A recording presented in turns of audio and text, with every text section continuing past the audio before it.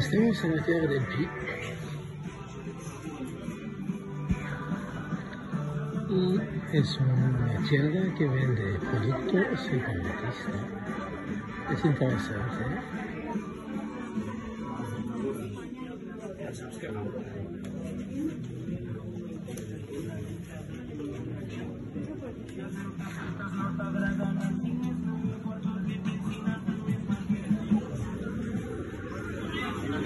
Bueno, no sabemos que el aparato separatista catalán, supremacista, sobre todo supremacista, es ante de todos un aparato que hace negocio, que hace comercio, de todo eso.